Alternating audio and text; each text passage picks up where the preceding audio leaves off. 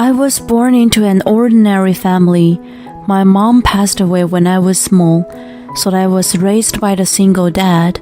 I met my husband at work, where I was employed as a product development manager. It was a multi-business organization focused on the food industry and owned by his family. He praised the dish I created, saying it tasted the best. That was the start of our relationship, and before I knew it, we were married.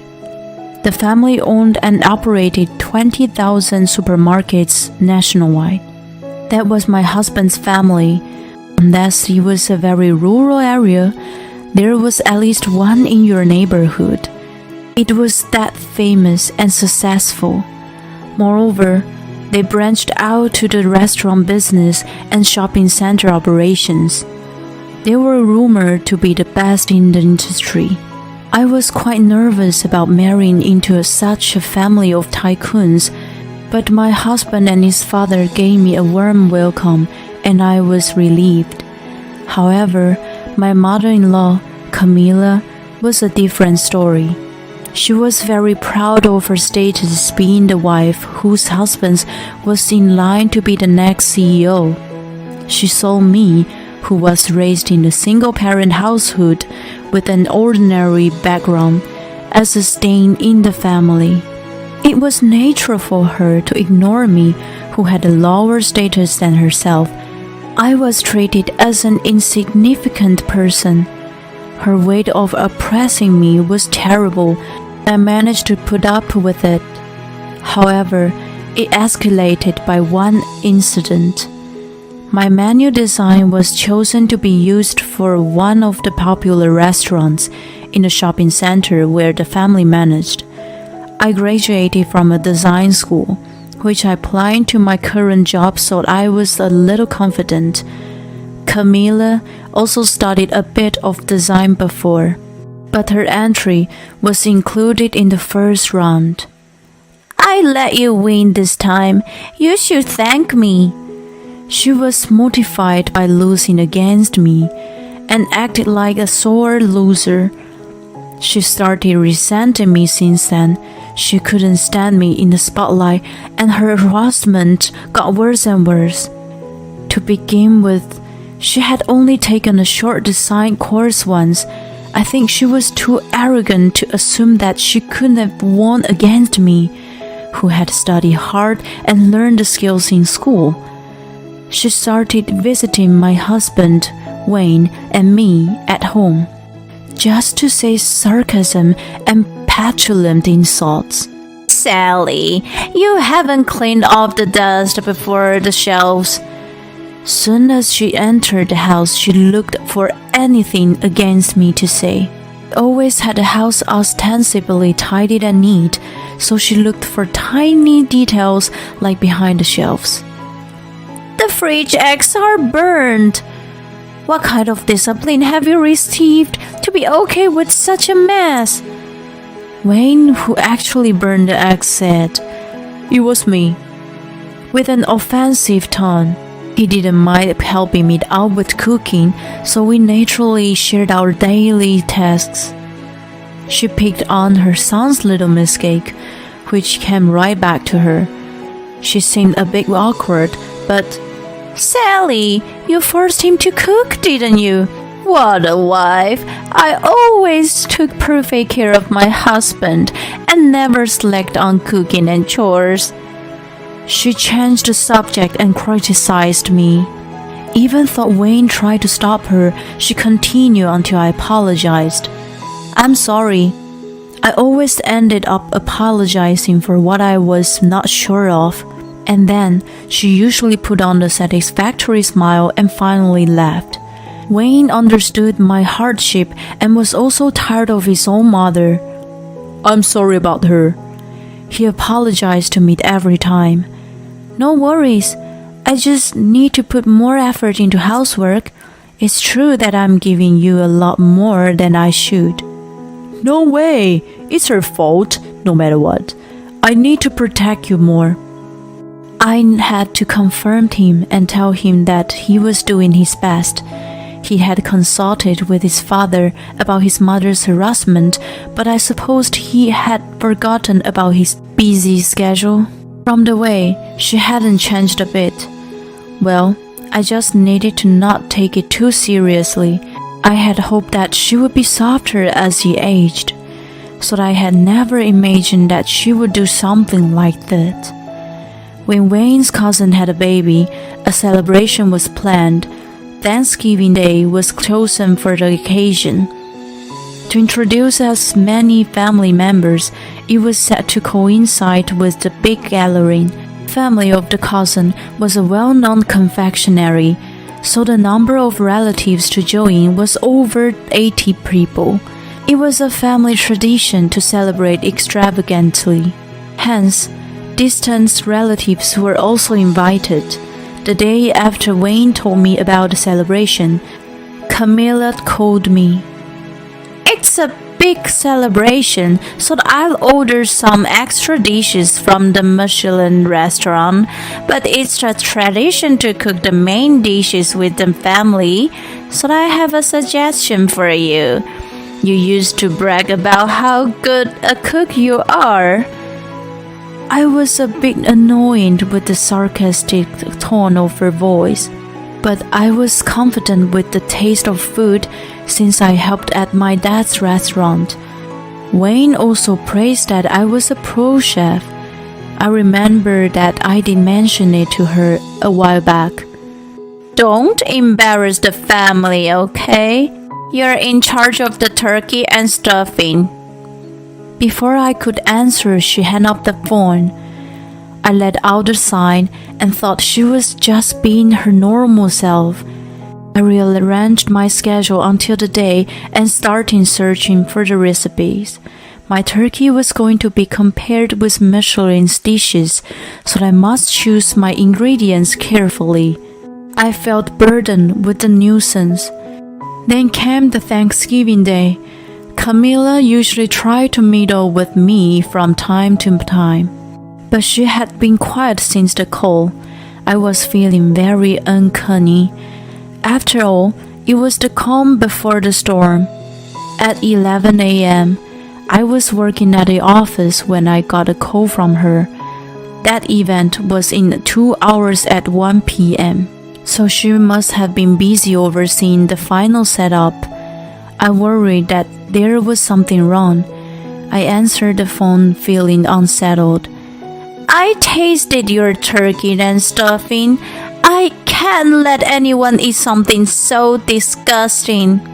I didn't know you could only cook nothing but a supermarket ready-made food. Rats won't even touch it." She immediately yelled over the phone. Wait. Some ready-made food was at a high level, and she was a part of the family who was selling exactly that. She, of all people, shouldn't have made fun of supermarkets, right? "It was so bad that I threw them away after taking a bite." "You better prepare another one. Don't you dare go and buy from the supermarket. It's gross." I couldn't quite grasp what was going on while she continued yelling in high-pitched voice. I said in my confusion, "I'm working at the office right now. I'm in the middle of rushing to finish a job that came in the last minute." I started my current situation. "I don't care. We don't have time. You better come over here and prepare something right away. That's your important job." She was out of control. There was something she had misunderstood. She must have not been informed that there was a change with the person in charge of cooking today. I did take up the task, but I was assigned to another job for a reason. Throw away the turkey? It was prepared by... I tried to clear my mind and calmly said, "Please listen. I've been working at the office since this morning. I was no longer in charge of cooking, so I had free time." "What? Then who made that?" She sounded stunned and was having a hard time understanding. I heard her gasp, and "What are we going to do? We only have 2 hours left," she ranted. "Whatever you want to do, it's already too late." "This is your fault. You didn't inform me. You must do something, or else I will tell everybody you threw out the turkey away." She became hysterical when the reality bit. I couldn't have her telling everyone such a lie, so I had no choice but to rush to my in-laws' house. The road was heavily congested by the holiday traffic. When I finally arrived, it was a little past noon, about 1 hour before the event. I had already told Wayne about the call. He hastily ran over to me, looking pale. "All the dishes are set up except the main. It's thrown in the trash, and everyone is confused as to who could have done such a terrible thing," he explained to me as we entered the room, where the atmosphere was as tense as a crime scene. Camilla must have been desperate, that as soon as she saw me, "It's her, Sally, who threw it away. It's say that the murderer returns to the scene of the crime. She wasn't here before, so she must be the culprit." She started yelling incomprehensible things. I could foresee what was to come, so I asked Wayne for a favor. The turmoil of Camilla continued. "What have you done, Sally? Just because you're from an ordinary background, you don't have to resent a distinguished family. It's disgusting that you would go to such lengths. You are evil," she screamed at me. Around us were Wayne's grandmother, aunts, uncles, cousins, their wives, and other relatives, who had gathered hearing the commotions. They all looked at me with reproachful eyes, believing what she had said. I calmly explained. "It wasn't me who trashed the dish. I had no reason to do so." Camilla quickly objected. "Who else would do such a thing? Only an ungrateful person like you can spoil the celebration," she ranted. I kept my cool and calmly denied her delusional accusation. "I was working at the office this morning. If you don't believe me, please check with my colleagues." That's when Camilla called and told me that she threw away the food. "How dare she! Not only she looks down on me, but she accuses me of such a terrible sin." She appealed to everyone around us while she pretended to cry. I wouldn't have thought that anyone would believe her performance in a normal case, but this was different. Camilla, who had been a member of the family for the past 20 years, had more trust compared to me. The blame was still on me. Undeterred, I retorted, Ask my colleagues to prove that I was at the office all morning. Then I will be cleared from the false accusation." It would prove Camilla's lie. When I decided to fight back, the savior I had been waiting for appeared. "I asked Sally to take some of my jobs. It was an urgent request, but she took it up willingly." It was Jim, my father-in-law. Behind him stood Wayne with a relieved look on his face. Right. I had asked him for a favor to get a hold of his dad earlier. Jim was going to miss the celebration because his business schedule was packed. When he heard that I was in trouble with his wife and relatives, he rushed back home. I was confident to clear my name without him. But the influence of the next head of the family was more powerful. Yea, let the counterattack begin. His explanation turned all the suspicion to Camilla. "Sally, is it true what she said to you over the phone?" he asked. "It is," Camilla tasted the food and thought it was disgusting, so she threw it away. She said I could only cook nothing but a supermarket ready-made food. Rats won't even touch it. Isn't that right, Camilla? Relatives clamored. Camilla's face was getting whiter. Really? We don't treat our products as food for rats? Jim's words caused a stir among the people. Suddenly, a sob ran out. It was one of the cousins, Emily, who was holding a baby. I practiced cooking very hard for today, but how terrible it turns out this way. My husband praised it and said it was delicious. She lost her face because of Camilla's confusion. Her desperate plea echoed in everyone's mind. It was Emily who had taken up my task this time. She was the star of the celebration, but since everyone was coming to meet her baby, she wanted to return her favor. She told me that she wanted everyone to enjoy her food. I readily agreed and taught her how to cook. After Jim, who was usually strict about the taste, gave thumbs up, we welcomed this day. She told me to keep it secret as she wanted to surprise everyone, but I didn't expect her to keep it from Camilla, who was in charge of the celebration. Never mind. Emily's food was bad? That was why you threw it away? Right? Camilla was agitated by Jim's rage. No, I didn't know it was Emily's. Shut up, whoever made it.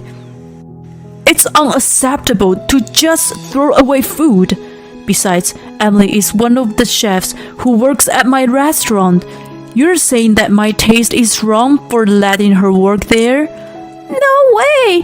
I never meant that way. It was too late to deny it now. You did it yourself. Emily worked at a Japanese restaurant in a shopping center, where Jim managed. Even though it was a traditional American cuisine she had to cook this time, her skill was top-notch. Although I was the one teaching her at first, she easily surpassed my skill in the perfect roast. She had to teach me French cuisine at the end. Moreover, her French cooking had been endorsed by Jim. Camilla had no talent in cooking to have criticized Emily's food. She actually had weird taste buds. She once told me, "Not enough sugar in these mashed potatoes. You should add lots of sugar to the meat sauce." She once gave me misguided advice from a superior point of view. Yes, Camilla had a palate that made all her dishes very sweet. Jim, while reflecting on his own ignorance in spoiling his wife. I guess everything tasted bad except for sweet food. He sighed. Camilla begged for Jim's forgiveness, but it was not him she should have apologized to. It was Emily. Camilla, you're apologizing to the wrong person. Besides, throwing away perfectly good food is unspeakable. Apologize to the people who favor the food I create. I blurted out of my frustrations. Camilla showed no remorse and grabbed my shoulders with a menacing look on her face. I thought it was yours. The food made by the low class from a single parent like you shouldn't be served on the upper class table. If I knew it was Emily's, I wouldn't have thrown it away. It's all your fault. You conspired this. It was Wayne's aunt who scolded Camilla's obscenity. You know I'm divorced, right? I can't believe you look down on single parent. I guess you think I'm despicable too? Besides, there are few single parents here. You're degrading us all, right? She went hard on Camilla. No, that's not it. I'm only thinking about Sally. She argued, but the aunt's anger hadn't cooled down. Enough hearing from you. I see your true color now. I've never liked you anyway. You've always been so pretentious. Camilla trembled and crumbled down to the floor. At that point, a deep roar filled the room.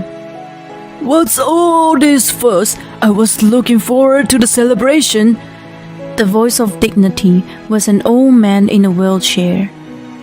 I couldn't remember who he was, but Wayne noticed my confusion and said, "You met him at our wedding." This man, of all people, was the current CEO and the grandfather of Wayne. It is unforgivable to throw away food. Every dish is filled with the chef's heart and soul. Anyone who treats it with disrespect should be prepared to suffer the consequences. He spoke quietly, but with the tone of persuasion, and continued. My late wife, God bless her, struggled to eat when she was a child. Her family was poor. She caught fish and wild rabbits herself to eat, but she eventually became ill. At such a time, a farmer she knew brought pumpkins for her. The sweetness of the pumpkin reminded her of the late grandmother, whom she lost earlier that year. At that moment, she felt the presence of the Almighty. Everyone was listening intently to the narrative of the head of the family. Every food is cooked with the feeling of those involved. She often said fondly that she was comforted by the kindness of the ones who prepared them. He stopped there and looked at each person in the room, and then continued to say, It's unthinkable for the family who has been trading various foods to mistreat them. Surely, none of this is so disgraceful. Of course not, Jim replied, and everyone else nodded in agreement. Camilla was the only one who was frozen in time. After this incident, Jim realized that she wasn't good for him and the family, and decided to divorce her. There was no one who upset his decision. Camilla, who was proud of her status, understood the absolute authority of the head of the family and didn't fight against divorce. Not only she ruined the celebration, but her misconduct with the food was heavily blamed. She could do nothing but weep and apologize. She received a small amount of alimony and was kicked out of the house. Afterward, she moved into a public nursing home. She was famous for being pretentious, so the rumor of her being kicked out of the family spread quickly, and no one in the home wanted to be friends with her. For someone who had her share of extravagance of all those years, it must have been such a humiliation. She brought what goes around comes around onto herself. It was way too late for her to regret what if. I feel no sympathy toward her, following my grandfather-in-law's teaching. With gratitude for food and love for my husband, I prepared a meal for Wayne today.